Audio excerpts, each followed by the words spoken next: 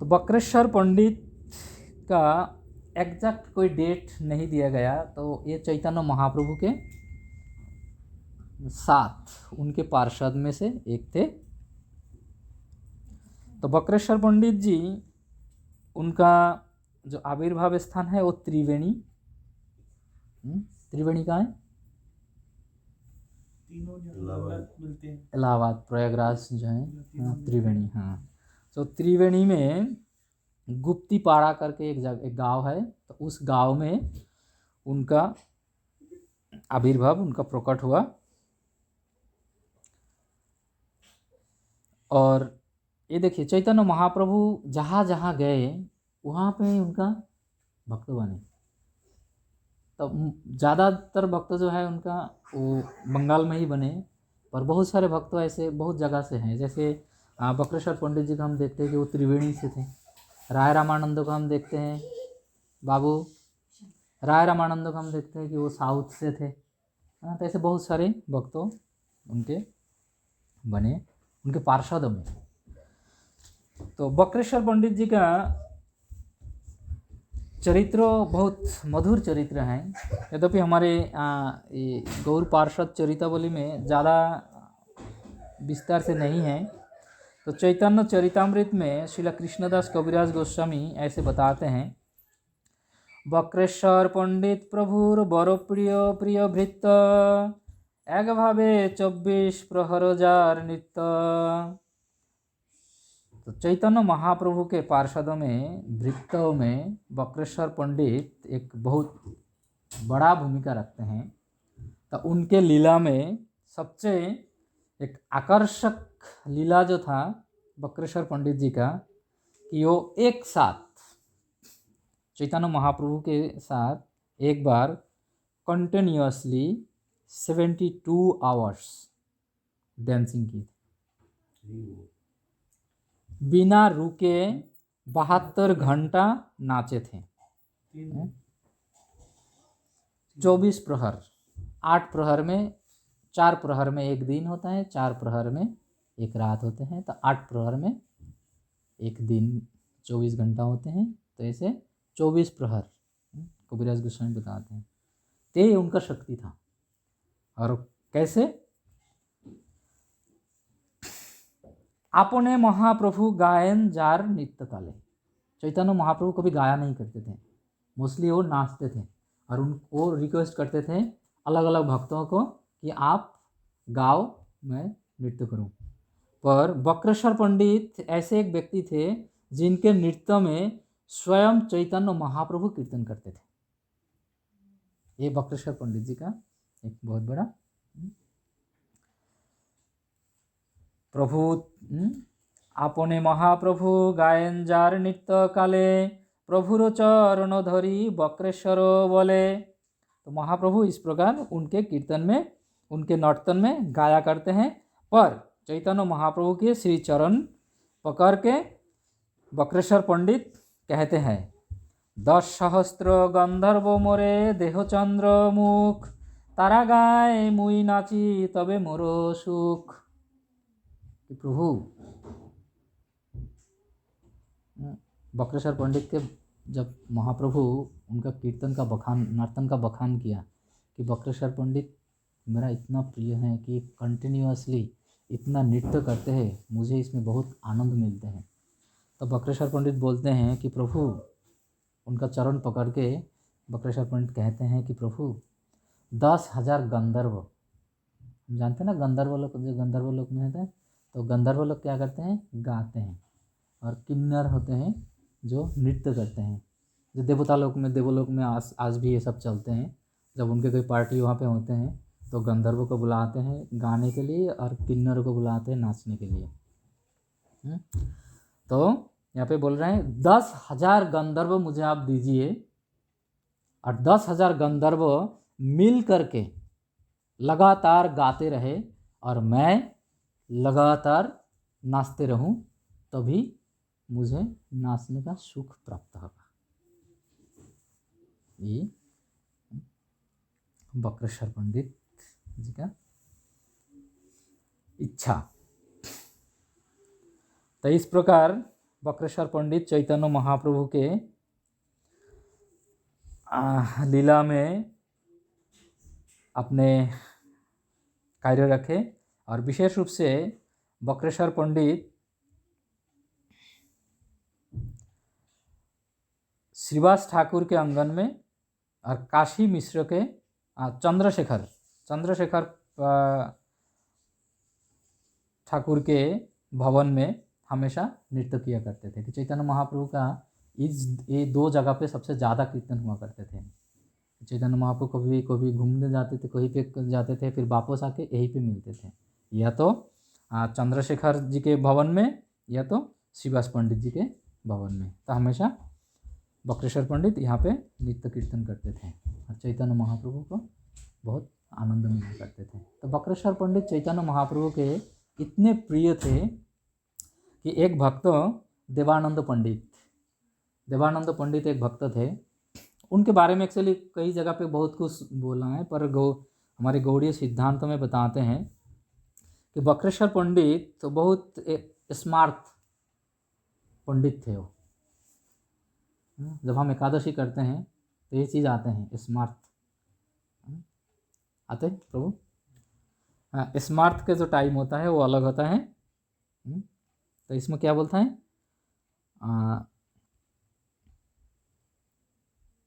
विद्या एकादशी और शुद्ध एकादशी। तो हम जो पालन करते हैं उसको शुद्ध एकादशी बोलते हैं, और स्मार्ट पंडित लोग जो पालन करते हैं उसको विद्या एकादशी बोलते हैं। वो केवल तिथि को फॉलो करते हैं और हम लग्न को फॉलो करते हैं। तो तिथि और लग्न में जो अंतर है वो हमें समझना है। एकादशी के बारे में अगर कभी चर्चा होगा तो हम उसके बारे में चर्चा करेंगे।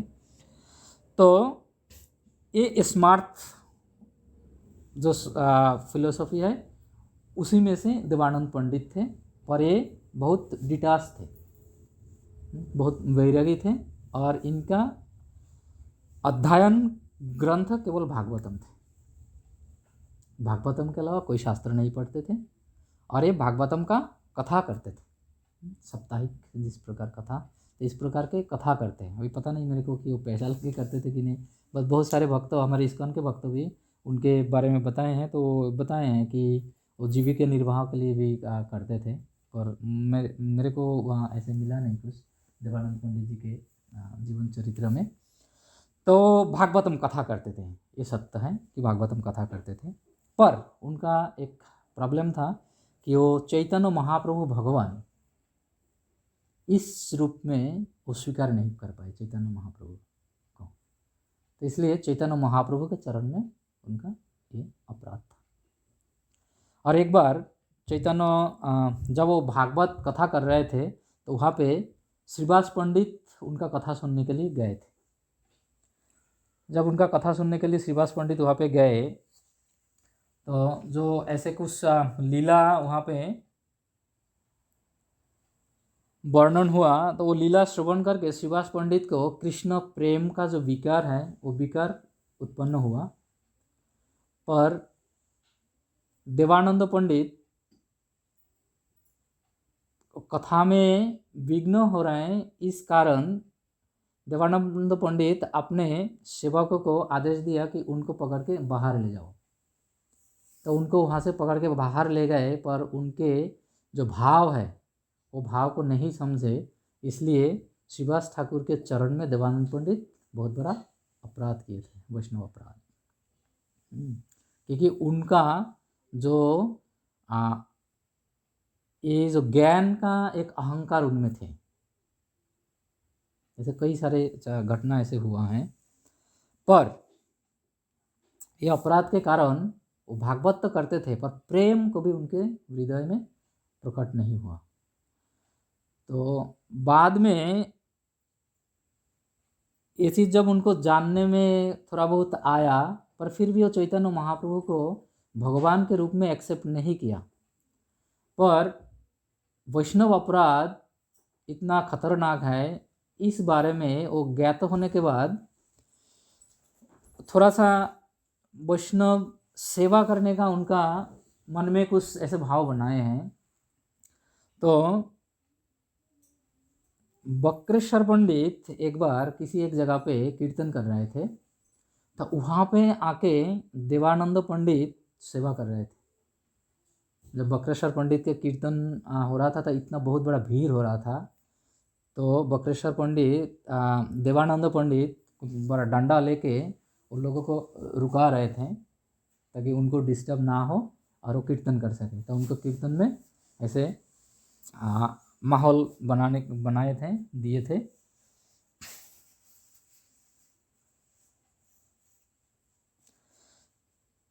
तो इसी कारण देवानंद पंडित के प्रति बक्रेश्वर पंडित संतुष्ट हुए थे और उनको कृष्ण प्रेम प्राप्ति हो इसका आशीर्वाद दिए थे। तो बक्रेश्वर पंडित, यद्यपि बक्रेश्वर पंडित उनको आशीर्वाद दिए, तो चैतन्य महाप्रभु इसको एक्सेप्ट किया।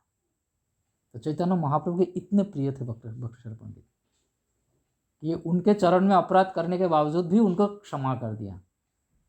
इवन कि श्रीवास ठाकुर के जो अपराध श्रीवास ठाकुर के चरण में किए थे वो भी उनको क्षमा कर दिए।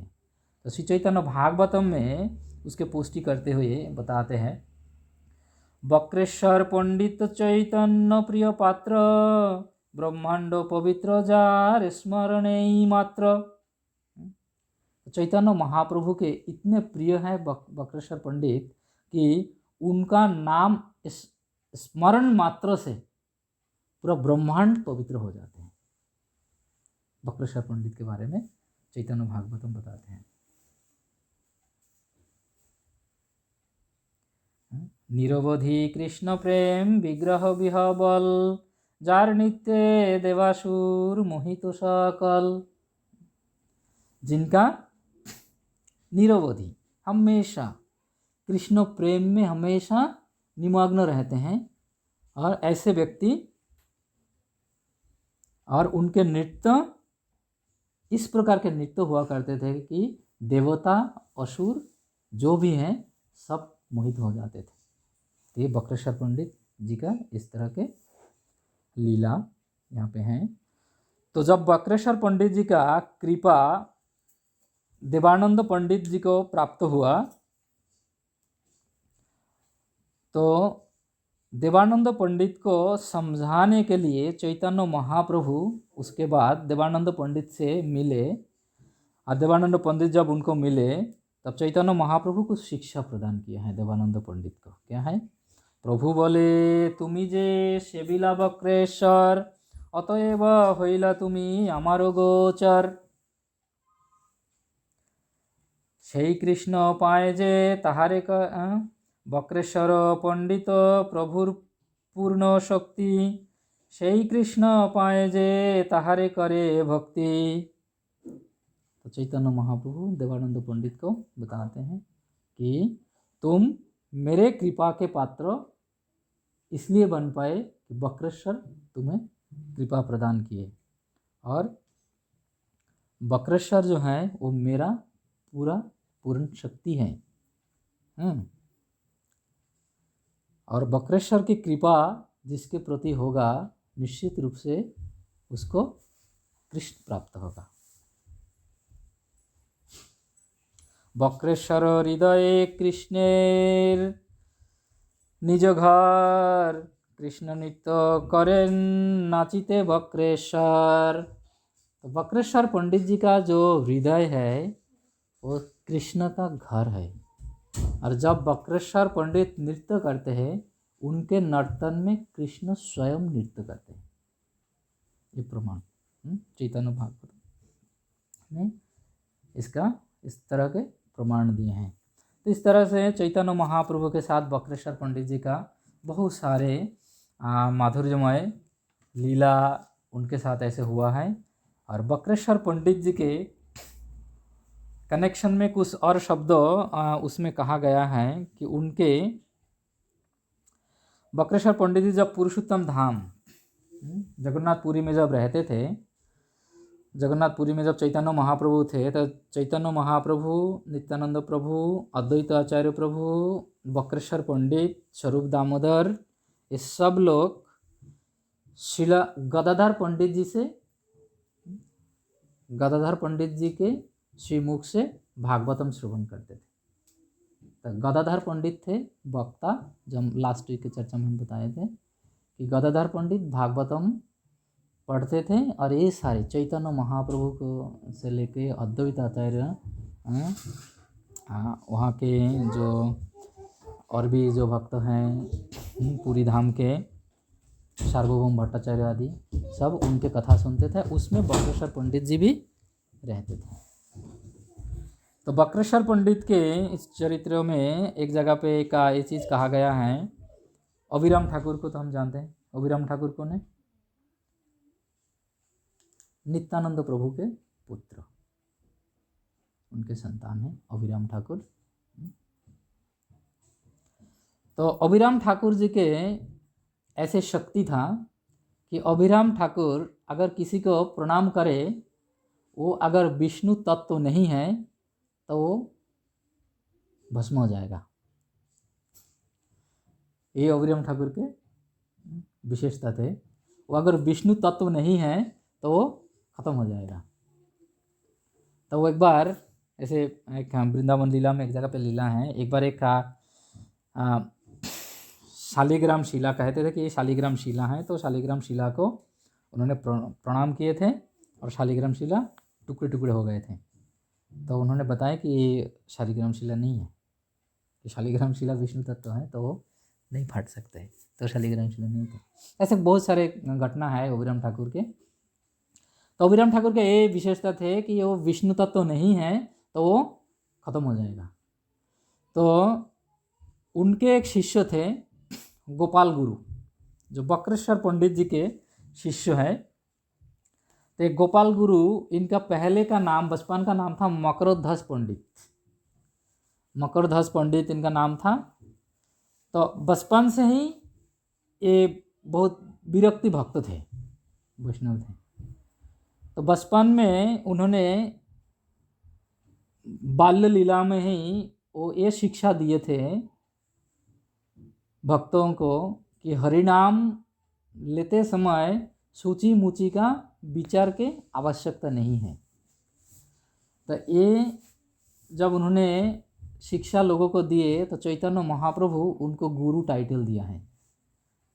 तो बाद में उनका नाम पड़ा गोपाल गुरु, गोपाल गुरु गोस्वामी। तो ये गुरु टाइटल चैतन्य महाप्रभु उनको दिए। तो एक बार जब अभिराम ठाकुर बचपन में जब आए तो अभिराम ठाकुर इनको प्रणाम करना चाहते थे कि इनके शक्ति के बारे में उनको सुनने को मिला। तो वो चेक करने के लिए कि विष्णु तत्व है कि नहीं, वो प्रणाम करना चाहते थे। तो चैतन्य महाप्रभु उसको गोद में उठा के रख लिए थे। तो चैतन्य महाप्रभु स्वयं भगवान होने के नाते गोपाल गुरु गोस्वामी को कुछ हुआ नहीं कि वो अपने गोदी में रख लिए थे। तो गोपाल गुरु गोस्वामी सेफ हो गए, बच गए। तो गोपाल गुरु गोस्वामी ये बक्रेश्वर पंडित जी से दीक्षा प्राप्त हुआ और ये पूरी धाम में रहते थे। तो जब गोपाल गुरु गोस्वामी के शिष्य कौन थे? ध्यानचंद। हाँ, तो गोपाल गुरु गोस्वामी का जब निर्जान समय आए, शरीर छोड़ने की समय आए, तो वो उस समय पूरी धाम वापस आए। वो वृंदावन में भजन कर रहे थे। तो पूरी धाम वापस वो शरीर पूरी में छोड़ना चाहते थे। तो पूरी में उनका अपना सेवित विग्रह था गोपाल गुरु गोस्वामी का, और ये सेवित विग्रह था बक्रेश्वर पंडित जी का, जो उन्होंने गोपाल गुरु गोस्वामी को दिए थे। विग्रह का नाम क्या है? राधाकांत। जय राधाकांत राधाकांत राधाकांत हे, शीला बक्रेश्वरेर प्राणधन है। हम एक भजन है, उस भजन में ये है राधाकांत, जो बक्रेश्वर पंडित जी के प्रिय हैं। वो उनके विग्रह थे, तो वो गोपाल गुरु गोस्वामी को दिए थे सेवा करने के लिए। तो गोपाल गुरु गोस्वामी उनके शिष्य ध्यानचंद्र, तो ध्यानचंद्र गोस्वामी उनको वो विग्रह देके, और उनका मंदिर था पुरी में। तो मंदिर का बहुत बड़ा प्रताप था, प्रभाव बहुत था जगन्नाथपुरी में। तो जब, और गोपाल गुरु गोस्वामी का भी बहुत बड़ा प्रभाव था, तो इसके कारण उनके आसपास उनको अहित कोई कुछ नहीं कर सके।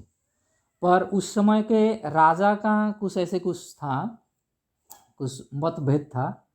तो गोपाल गुरु गोस्वामी जाने का सब इंतज़ार कर रहे थे और उसके बाद वो मंदिर को दखल करेंगे, राधाकांत मंदिर। तो गोपाल गुरु गोस्वामी जब अपना शरीर छोड़े तो सारे भक्तों उनको उनके निर्जान के लिए उनको शमशान में ले गए और शमशान में चिता में उनको सब दे के प्रस्तुत किया है, उनको दाह करने के लिए, शरीर का दाह करने के लिए। और इधर जब ही ये राज जो सेवक है ये जब सुने कि गोपाल गुरु गोस्वामी अपना शरीर को त्याग कर दिए, ये सुनते ही वो लोग मंदिर को आक्रमण किया। जब मंदिर को आक्रमण किया तब ध्यानचंद्र गोस्वामी उन्होंने बहुत आर्तनाद से प्रार्थना करने लगे अपने गुरु से, कृष्ण से, कि प्रभु प्लीज़ आप रक्षा कीजिए, आप रक्षा कीजिए, मंदिर को अब मैं इनके हाथ से कैसे बचाऊं। तो इतना विनम्रता से वो प्रार्थना करने लगे। तो उनका प्रार्थना सुन के गोपाल गुरु गोस्वामी वो शमशान से वो वापस आ गए। अद्भुत घटना, ऐसे घटना हमारे वैष्णव आचार्यों में और है कि नहीं पता नहीं, पर ये एक ही घटना जहाँ तक मुझे सुनने में आया, ये एक ही घटना मुझे सुनने में आया। तो गोपाल गुरु गोस्वामी वो चीता से उठ के वापस आए और राजकर्मियों के साथ उन्होंने मीटिंग किए। मीटिंग करने के बाद सारे कुछ फिर सेटल करके फिर वो वहाँ से अंतर्धान हो गए। पर उसके बाद भी वहाँ से वो अंतर्धान हो गए, उसके बाद उनका और अंत्येष्टि किया कुछ हुआ नहीं, उसके बाद वहाँ से अंतर्धान हो गए। लेकिन इसके बाद भी वृंदावन में बहुत सारे भक्त लोग, आचार्य लोग उनके साक्षात दर्शन किए वृंदावन में, कि बाद में वो वृंदावन में भजन करते हुए उनको देखा गया। तो ये गोपाल गुरु गोस्वामी का पावर, इस तरह के पावर उनमें थे। तो इसलिए आचार्यों के चरित्रों के बारे में हमें सुनना है, क्योंकि आचार्य कभी मरते नहीं। वो शरीर को त्यागते हैं, लेकिन उनका आध्यात्मिक जो रूप है, हम बोलते हैं ना कि हमारा जो एक शरीर है दो है, एक ग्रोस बॉडी है और एक सप्टल बॉडी है। तो वो सूक्ष्म शरीर में उनके भक्तों के प्रोटेक्शन के लिए, आशीर्वाद के लिए, गाइडेंस के लिए वो हमेशा रहते हैं। क्योंकि ये आचार्य लोग जो हैं ये भगवान के नित्य पार्षद हैं। जो नित्य पार्षद है उनका तो वो नहीं होते ना, डिस्ट्रॉय नहीं होते, ख़त्म नहीं होते, वो तो नित्य काल के लिए है, ब्रज धाम के भगवान के लीला में है। पर जब यहाँ पे लीला करने के लिए आते हैं और उसके साथ साथ उनका ये संबंध हमेशा भक्तों के साथ बने रहते हैं जब तक कि वो नित्य लीला में प्रवेश ना करे। तो ये हमें आचार्यों के बारे में ये हमें समझना बहुत ज़रूरी है। तो इस प्रकार बक्रेश्वर पंडित जी का जीवन चरित्र चैतन्य भागवतम में, चैतन्य चरितामृत में इस तरह से पाए जाते हैं कि बक्रेश्वर पंडित चैतन्य महाप्रभु के कितने प्रिय थे। यहाँ पे चैतन्य भागवतम में बताया है कि वो चैतन्य महाप्रभु का पूर्ण शक्ति है।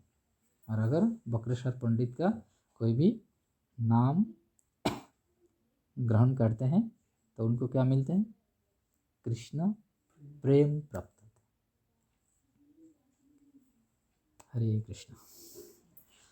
शीला बक्रेश्वर पंडित की, शीला बक्रेश्वर पंडित जी के तिरुभाव महोत्सव की, जगत गुरु शीला प्रभुपाद की, समवेत भक्त वृंद की, निताई गौर प्रेमानंदे।